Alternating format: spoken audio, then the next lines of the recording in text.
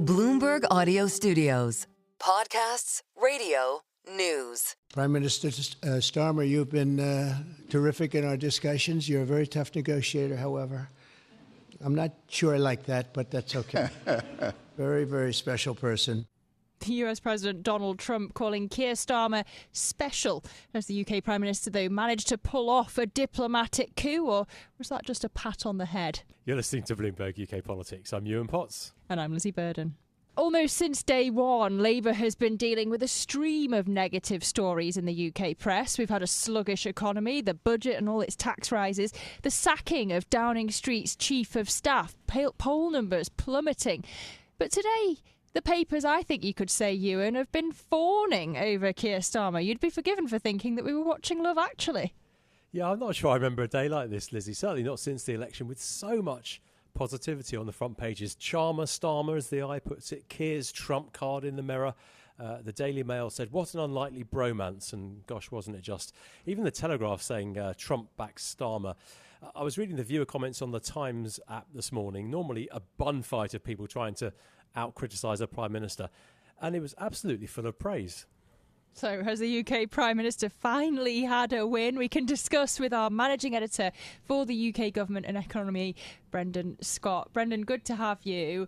I mean, I have to get your take on this because I was up late watching this press conference last night. I reckon it was toe curling, but the press seems to be just grateful that it wasn't as awkward as it could have been. What's your view? Yeah, I mean, I think it went shockingly well for Keir Starmer. I think the question is in the shock, though. Is this a real flourishing of relations between the U.S. and the U.K., or is it a convenient moment for the U.S. to assert its relationship with the U.K. as a contrast to its fighting with Canada and other allies, to muddy the water, to split them up from banding together and trying to isolate the U.S. in some way on trade or on Ukraine. So I think that it remains to be seen. But if you're Keir Starmer walking in there, this was probably, he knew it was one of the biggest moments of his premiership to date. And as you alluded to earlier, he hasn't had many solidly good days. And I think he'll walk away from this one, thinking, that went pretty well. He didn't get everything he was looking for. Most importantly, his primary objective was to secure this backstop to any Anglo-French peacekeeping force that is on the ground in Ukraine, to make sure that they're safe and deter Russia. Macron was looking for that earlier in the week. Neither of them really got anything approaching a commitment from Trump, although he hasn't completely knocked it away out of hand. But besides that, he had a lot to crow about. Clearly a very good meeting for the Prime Minister. I watched it as well, and as Lizzy says, it was a little bit awkward, but there were loads and loads of warm words. Donald Trump's obviously got a soft spot for the UK, but I was left thinking at the end of it, did we get anything kind of concrete out of this? As you mentioned, that the US backstop for Ukraine, there was no commitments on that. There were lots of talk of a trade deal, but was there anything really solid at the end of that half an hour? Oh, well, I think two things. One, Trump signaled pretty strongly that he wasn't going to get in the way of the Chagos deal, this deal to cede control of the Chagos Islands in the Indian Ocean, where the U.S. and the U.K. have a joint base. They would maintain management of that facility. Trump's position on that had been a huge question mark, and one that Starmer's opponents in the UK, including Reform UK chief Nigel Farage, were really hoping would be a stumbling block for the Prime Minister. That seems to be off the table. I suppose the U.S. could turn around and make an issue out of it. Still, But he'll be relieved to know that was coming together. And if it does, then that will, be probably Starmer's most significant foreign policy achievement to date. And then just getting trade talks started on something where, reporting today that the UK side is more interested in a deal that's focused narrowly on tech and AI and emerging sectors. But those sorts of talks were pursued by Rishi Sunak too, and Joe Biden didn't give him much of a response on that. So that's something active happening. It's in concert with trade talks in India earlier this week. And others that have been getting off the ground. So that's an improved picture from where the UK was a year ago on the trade topic. I suppose just having trade talks is a positive because it's kind of a block on tariffs. But then I wonder whether we actually want a trade deal with the US in the UK, given there was the one moment when Starmer did actually correct the US side when J.D. Vance talked about free speech in the UK.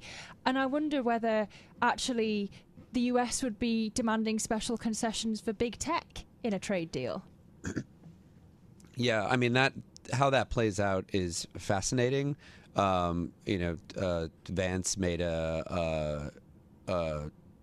took a shot at the UK and its restrictions on speech as part of the Munich Security Conference.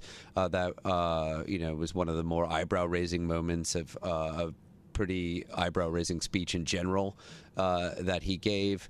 And of course, Starmer has been involved in this very public mudslinging match with Elon Musk over Musk's support for far-right causes in the UK as around the riots that we saw in August. It's particularly some of the restrictions on what people were posting online and how those led to prosecution. So, whether something like that could be caught up in a broader trade discussion between the U.S. and the U.K. is something we know that the British side has been concerned about. Nonetheless, there is a lot of money being, washing around in the AI space. Other than China, the UK is the biggest non-US, non-American player in that space, and the Starmer administration believes that they have a lot to offer in sort of giving the U.S. Foreign toehold for its own vision of the AI future. Trump's saying that he's going to implement 25% tariffs on EU goods, including on autos, while signalling that there's going to be a UK-US trade deal, is a deliberate strategy to drive a wedge between the UK and the rest of the EU.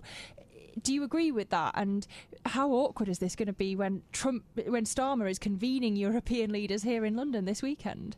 Yeah, I mean, I think that's right. I think that, the Trump administration has shown in its first iteration and from the month or so we've had of the current one that they do know how to divide and rule, to play a part of the idea of focusing on bilateral trade agreements as opposed to these big multilateral institutions and deals, is that it gives the U.S. more relative weight in every one of those conversations. The UK, having left Europe, is out on its own, but it's also there for the picking. And if you have something out there to offer them, then maybe they're not on the same side as the EU fighting you on the other front. So there's definitely something to that. I mean, on the flip side of that, Trump's comments about Ukraine and this decision to open security talk or peace talks with Russia in recent days directly one-on-one, which has alarmed so many people in Europe, has helped in a lot of ways drive the UK closer to Europe. So there is a push and a pull going on here, and whether one thing will win out over the other will probably be determined more by the shape of the peace talks and how they unfold, and whether Europe feels like they've been left out in the cold, than the trade stuff, which is probably far less existential. Keir Starmer is going to be facing his European friends and colleagues on Sunday with this summit in the UK. What do you think, or what do you hope he'll get out of that? Do you think there's any chance of Europe agreeing a new common position? I think that he's looking, as I said, I think a lot of this is about reestablishing British leadership in Europe on a point in which they've never completely left the field. Their role in NATO as one of the top and most advanced militaries has given them a sort of seat at the table at this issue, which is so close to the center of concern for Brussels. This is them showing that they want to be part of the conversation. They made this commitment that they would put real boots on the ground. And now last night, Starmer raised the prospect of British fighter jets being involved as well, in any sort of peacekeeping force around Ukraine. So that's could potentially put real risk, peril for British lives in the center of this. So I think that he's using this as an attempt to pull that together. What the Europeans are hoping to get out of this meeting is a united front. I know that each of them are looking for something slightly different at the moment, but the British and the French side are hoping that they can convince other European partners to put up enough of a show on the economic fiscal front to convince Trump that he can give them a backstop. They're taking him on face value at that. If Europe steps up, then he'll be there too. Just finally, briefly, Brendan, where I said about this fawning in the UK press for Keir Starmer, is this a watershed moment? Is the press actually warming to him? For all the criticism of his travelling, absent Starmer, is it actually proving to have been pretty wise? I think he's done a lot to sort of tack to the middle on various points since Trump's election. They've definitely seen this as a wake-up call on things about immigration, from immigration to defense to the U.S. relationship. I feel like they have to figure this out. But as you say, I think it's going to be harder for at least the time being. For people to write stories about, Starmer's diplomatic struggles without mentioning that he had this big, success, at least superficially, at this one critical juncture. Okay, our managing editor for the UK Government and Economy, Brendan Scott. Really great to get your analysis as we head towards that meeting here in London of European leaders convened by Starmer on Sunday. That's it for us for today. If you like the programme, don't forget to subscribe and give it 5 stars so that other people can find it on Apple Podcasts, Spotify or wherever you listen.